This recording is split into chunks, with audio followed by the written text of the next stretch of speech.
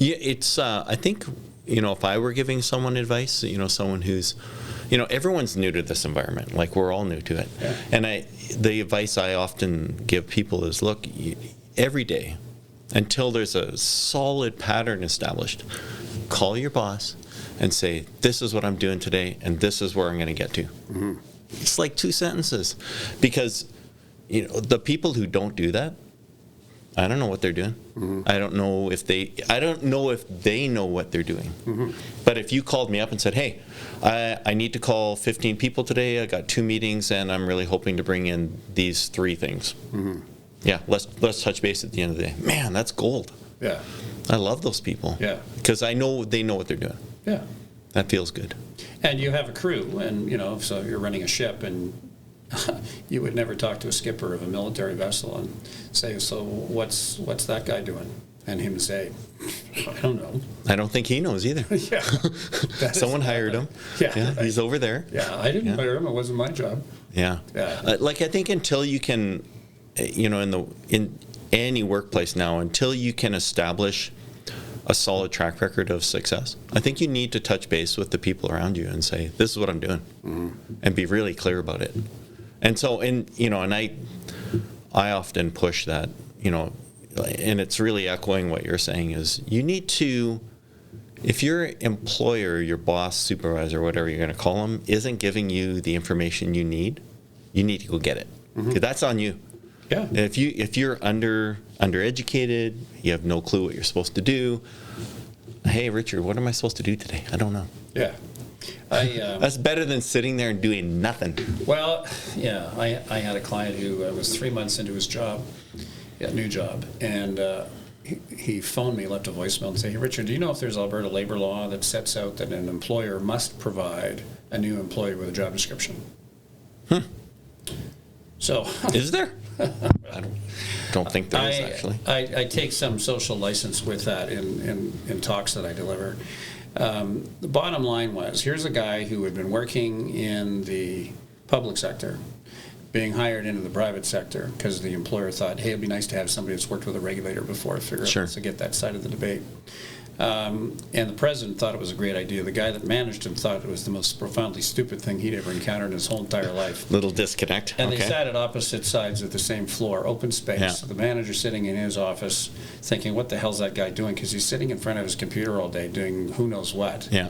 And he hasn't directed him to do anything, so he's really thinking, what's going on here? And the guy in the corner, the new employee, is trying to stay under the radar because he doesn't know what he's supposed to be doing and nobody's telling him.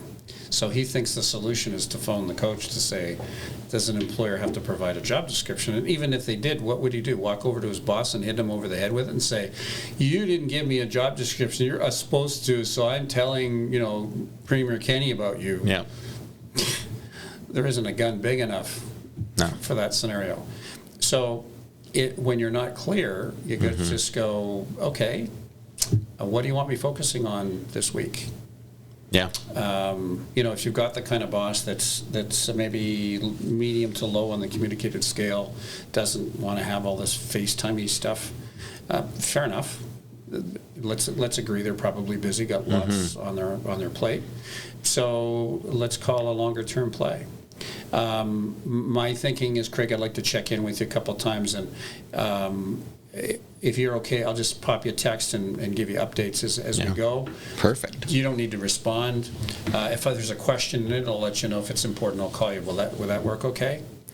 So let's agree on how we're going to be with each other. This isn't hard. It's not. I'm not criticizing my boss. I'm not saying that she doesn't know how to manage. I'm saying what I need. I did this talk for the Society of Petroleum Engineers, young professionals. There were 35, 20-somethings in the room. And I asked them the question, who's had a feedback conversation with their leader in the last year? Everybody put their hand up. So there's a fellow in the front row, and I said, walk me through the conversation. Tell me what happened. Well, I walked in and asked my boss, how am I doing? And so he kind of leaned forward and Said, "You're doing great, high five." High five, we're there, yep. So as I tell the story, then of course on his way home, he stopped at Glenmore Audi and bought a brand new Audi. Perfect. And when his wife said, "What's with the Audi in the driveway?" And he said, "Well, honey, dear, you don't know this, but I went in and asked my boss how I'm doing. He said, I'm doing great, gave me a high five. So I went and bought a new Audi." Perfect. Yeah, so that's not going to happen. And what does it mean? Yeah. What does it mean? And so I think the most stupid question in all of God's creation is, how am I doing? Because I don't even know how you're doing with what, doing where, on what, in what area. It's almost like asking someone you care about or someone in your family, do you love me? Yeah. Do you love me? Yeah. Of course I love you. I don't want to be in the conversation. That's what I'm really saying. I'd like this to end really fast. Yeah. So what's the shortest answer I can get? Yes. Yes. Fine. I'm out. Yeah. Yeah. So you ask good questions, you get good answers. You ask stupid questions, you get stupid answers. And it's, in a perfect world, the leader knows how to manage that situation. But often the leader was promoted from lower roles. Leaders don't necessarily go to leader school to learn how to become a leader. When we promote them to leadership roles, we get who they were when they came to the role, and their intuition is their guide in making decisions. And I'm not saying it's wrong. I'm not inferring that leaders don't know what they're doing.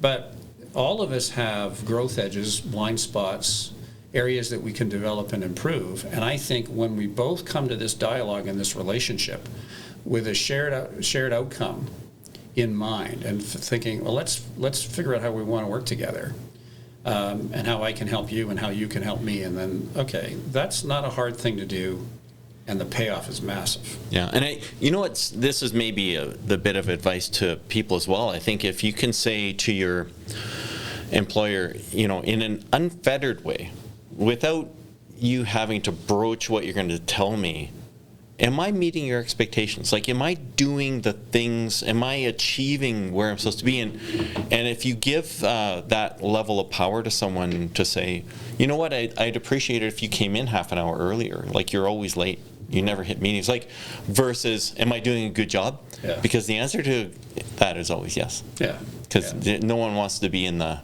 it's almost like there's a morality behind saying you're good or bad, and we don't want to say that. Yeah. That's a weird sort of twist. And especially true if you're Canadian.